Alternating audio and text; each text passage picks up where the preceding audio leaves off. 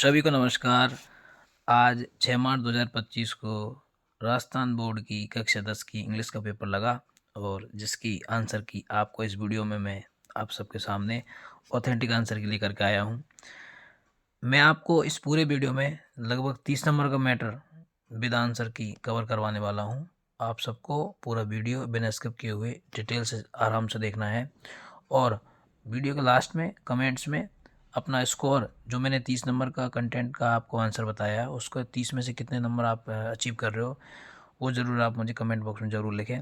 तो चलिए शुरू करते हैं आज का क्वेश्चन आंसर्स का ये जो आंसर की वाला वीडियो। इसका पहला क्वेश्चन पैसेज नंबर 1 में पहला क्वेश्चन है, Anand Bharti is located in a house called. इसका आंसर होगा नीडा।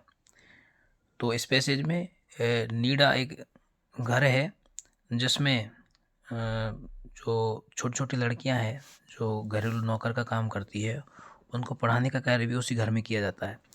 इस बारे में ये पैसेज है। नेक्स्ट क्वेश्चन देखते हैं, who studied in a small school. तो इसमें इसका आंसर होगा लिटिल गर्ल्स। अगला है, a first generation learner is a person. एक पहली पीढ़ी का लर्नर सीखने वाला जो है वो एक व्यक्ति होता है। कौन व्यक्ति होता है? जो स्कूल परिवार में से स्कूल जाने वाला पहला व्यक्ति हो। तो इसका आंसर बी होगा, याद रखिए। अगला क्वेश्चन है, what are common features of the school. तो इसका आंसर होगा ऑल ऑफ द अबव, क्योंकि पैसेज में स्पेशल लिखा हुआ है इन तीनों का डिस्क्रिप्शन। नेक्स्ट क्वेश्चन है, the children in the school are transformed into. इसका कॉन्फिडेंट इंडिविजुअल्स होगा। ये भी पैसेज में दिया गया है तो आप उसमें से देख सकते हैं आराम से। अगला प्रश्न है, who set up Anand Bharati school. तो इसका आंसर होगा जानकी अय्यर। तो ये पहले पैसेज के 6 क्वेश्चन थे। इसके बाद में सेकंड पैसेज का मैं सिर्फ 2 ही क्वेश्चंस का डिस्क्रिप्शन आपको बताऊंगा, क्योंकि इन दोनों प्रश्नों का आंसर जो है वो एक एक शब्द के है, इसलिए बाकी के प्रश्नों के आंसर्स आपको डिटेल्स में देखने हैं। सारी पूरी आंसर की जो मैं इस वीडियो में बता रहा हूँ, अगर आपको रिटर्न में चाहिए लिखी हुई, तो आप मेरे इस वीडियो के डिस्क्रिप्शन में मेरे टेलीग्राम चैनल है, उसकी लिंक पर क्लिक करके मेरे टेलीग्राम चैनल को ज्वाइन करिए। वहाँ पर मैंने आपको बताया है सारे जो वीडियो है इसके डिस्क्रिप्शन का लिखित में पूरा मैसेज के तौर पर पूरा आंसर वहाँ पे दिया गया है। इसके साथ ही मैंने ये भी बताया है कि किस प्रकार से बच्चों को जो इम्पोर्टेंट क्वेश्चंस वगैरह जो बताए हमने उसका किस प्रकार से वहाँ से कवर अप हुआ है। आप जा कर के टेलीग्राम चैनल अवश्य विजिट करें। फिलहाल मैं आपको बताता हूँ इस पहले प्रश्न का answer, whose message stole the hearts of Indians. भारतीयों के दिलों को किसके मैसेज ने चुराया। तो इसका आंसर होगा, हुज की जगह पर आपको लिखना है बापूजीज। आपको केवल इतना लिखना है बापूजीज मैसेज, उसके बाद में बाकी का शब्द ऐसे किसी उतार देना है। इसी प्रकार से इसका जो दूसरा क्वेश्चन है, हु बिकेम, इसका हु की जगह पर आंसर लिखना man, women and little children, उसके बाद में became India soldiers of freedom. ये इसका आंसर होगा। बाकी का आंसर्स मैंने आपको दे रखे हैं, टेलीग्राम चैनल विजिट करिए। इसके बाद में इसमें से मैं आपको ये 2 शब्द और है, एक सिमिलर वर्ड वाला, एक अपोजिट वर्ड वाला, ये और बता देता हूँ। सिमिलर वर्ड में लकी का सिमिलर वर्ड होता है फॉर्चुनेट, जो आपको दिया गया है पैसेज के अंदर। इसके बाद में वर्दी का जो अपोजिट होता है वो होता है अनवर्दी, ये भी आपको पैसेज में दिया गया है। ठीक है, नेक्स्ट आगे बढ़ते हैं। ये जो सेक्शन बी में है, ये जो लेटर आया हुआ है, मैंने इंपॉर्टेंट लेटर्स बताई थी बच्चों को, उसमें से तीसरे नंबर का लेटर है जो वहाँ से कवर हुआ है इंपॉर्टेंट में से। इसका प्रूफ मैंने डाला हुआ है। इसी प्रकार से एप्लीकेशंस बताई थी, उसमें 17वें नंबर का जो क्वेश्चन है, इसी लेटर वाली पार्ट में एप्लीकेशन भी थे, उसमें 17वें नंबर पर ये अरेंजेस्ट क्लासेज वाला भी दिया गया है, वो वहाँ से कवर अप हुआ है। इसके साथ मैंने स्टोरीज बताई थी, 9वें नंबर की जो स्टोरी मैंने बताई थी उसमें फारवर्ड एंड स्नेक लिखा हुआ है, तो वो वहाँ से कवर अप हुआ है। ये कैप्सूलर वाली कहानी जो है वो सारे बच्चों को याद थी, सिंपल थी, तो इस वजह से मैंने सोचा इतना सिंपल पेपर नहीं आएगा, इस वजह से कैप्सूलर की कहानी लगाई नहीं, लेकिन ये आ चुकी थी। नेक्स्ट देखिए, अब इसमें जो आप चित्र देख रहे हो ना, ये चित्र जो है इसमें बच्चे विभिन्न प्रकार के सफाई कार्यक्रम में भाग ले रहे हैं। तो एक तो ये जो इस प्रकार के कार्यक्रम जो करवाए जाते हैं विद्यालयों में, ये SUPW कैंप के अंतर्गत करवाए जाते हैं। तो ये एक तरह से NSUPW कैंप पर एक पैराग्राफ आया हुआ था, और जिसको मैंने ऑलरेडी बताया हुआ था, आप टेलीग्राम पर प्रूफ डाला हुआ है, इसका देख सकते हैं। लेकिन कुछ बच्चों ने टीचर डे सेलिब्रेशन पे किया होगा, तो टीचर डे सेलिब्रेशन में सबसे पहली लाइन तो ये लिखनी थी कि teachers day is celebrated on 5 सितंबर। ये लिखने के बाद में आपको टीचर्स के गुणों के बारे में लिखना होता, जैसे कि teachers are here, teachers are there, but a good teacher is rare. ऐसी कुछ टीचर्स के कुछ गुण लिखने के बाद में माई बेस्ट टीचर पर आपने जो निबंध याद किया हुआ था उसकी लाइन्स इसमें काम में ले सकते थे। जैसे कि आप माई बेस्ट टीचर में लिखते हो श्रीमान राजूलाल जी इज माई बेस्ट टीचर, मान लो इस तरह से लिखते हो आप, तो उसके बाद उनकी जो विशेषताएं जो लिखते हो आप, he comes to school daily, he teaches us English, ये सारी बातें, तो उसमें आपको लिखना है a teaches comes regularly to, a teachers comes to school regularly, और उसके बाद में a teaches a good teacher, मतलब कहने का भावार्थ ये है कि एक गुड टीचर या एक good teacher comes to school daily, एक good teacher teaches us very well, ऐसी बातें लिखनी थी। तो कहीं ना कहीं टीचर डे सेलिब्रेशन में टीचर्स का हमारी ज़िंदगी में क्या रोल होता है उसके बारे में आपको टीचर्स की कुछ खासियत विशेषताएं लिखनी थी इसमें। ठीक है, अब मैं सेक्शन सी को कवर करवाता हूँ। देखिए आप, ये प्रश्न बहुत बार बिल्कुल जो 10 एग्जाम्पल फिक्स करवाए थे उसमें पहला दूसरा एग्जाम्पल यही था, the sun rises in the east. Universal truth को शो करने वाला ये सेंटेंस है, इसलिए इसमें आएगी वर्ब की फर्स्ट फॉर्म है SES। इसके बाद में दूसरा क्वेश्चन है, we board exams for 15 days.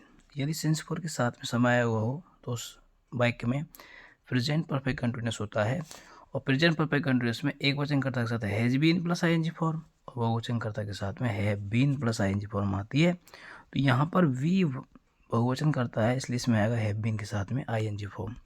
तो इसका आंसर होगा वी हैव बीन टेकिंग। आपकी जानकारी के लिए ये और बता दूं कि जब हम परीक्षाएं देते हैं तो वर्ब लगाते हैं टेक, जब हम परीक्षाएं देते हैं तो वर्ब को लगाते हैं टेक, और जब हम परीक्षाएं लेते हैं तो वर्ब को लगाते हैं गिव। इस बात का ध्यान रखिए।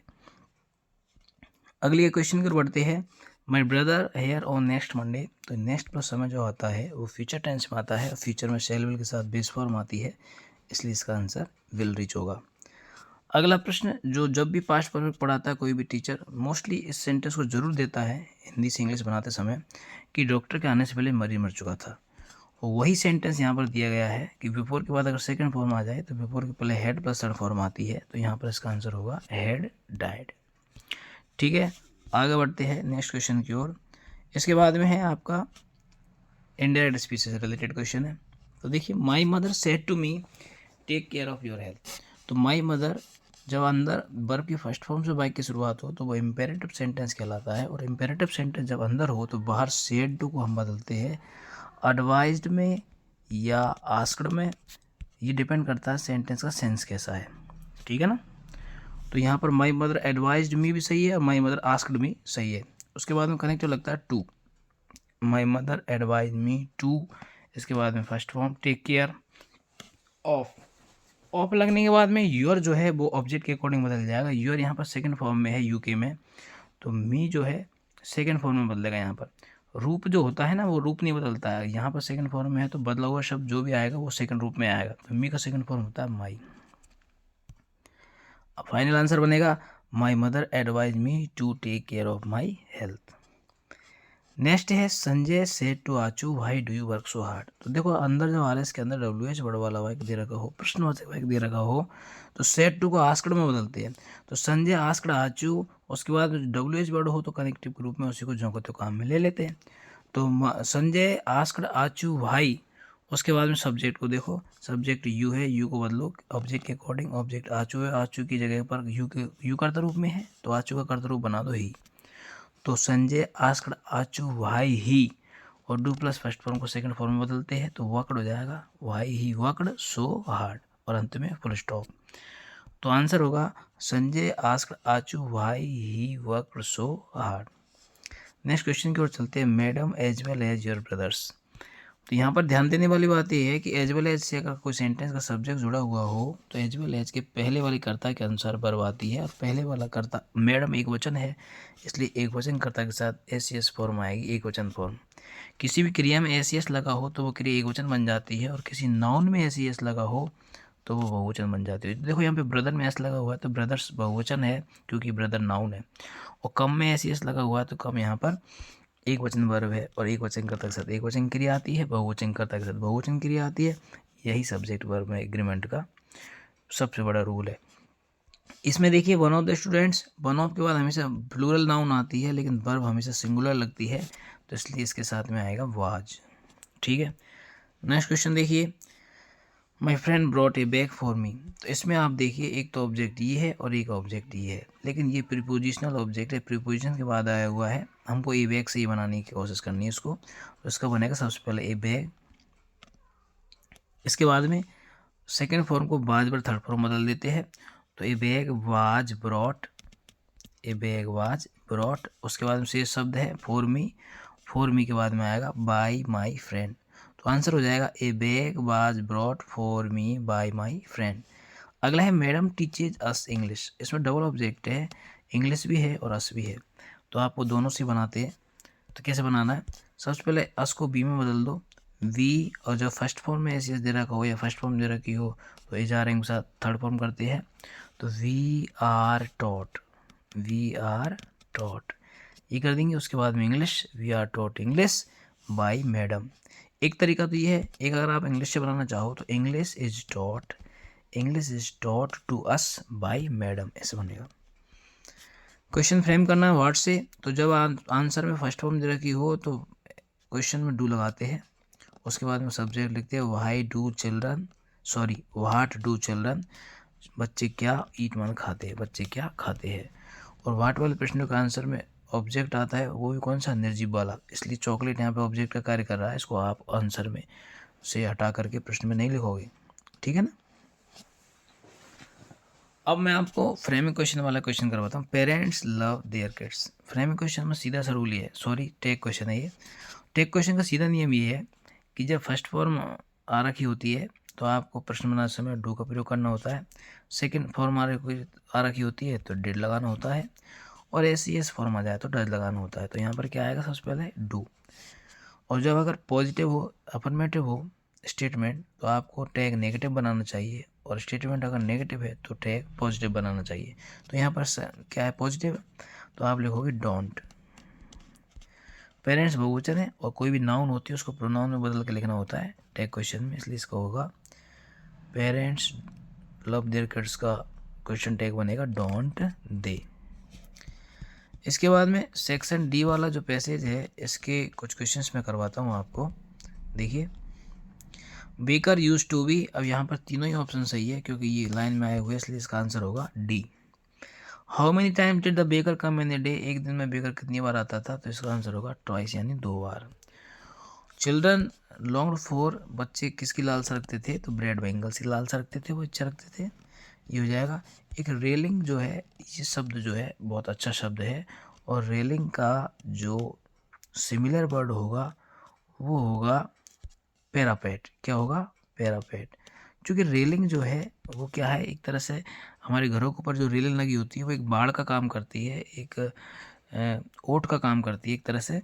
तो जो पैरापेट है, मुडेर है, ये भी कुछ इसी प्रकार का फंक्शन करती है। तो बहुत सारे बच्चे आईएनजी फॉर्म के, सिमिलर आईएनजी होता है, अपोजिट आईएनजी का अपोजिट आईएनजी होता है, इस टाइप की सोच की वजह से कुछ बच्चे जिंगलिंग कराए, कुछ सेलिंग कराए, जबकि इसका प्रॉपर आंसर क्या होगा, पैरापेट। तो इसलिए ये प्रश्न थोड़ा अच्छा था, जिसने ये वाला पैसेज अटैम्प्ट किया होगा उसका ये प्रश्न निश्चित रूप से गलत हुआ होगा।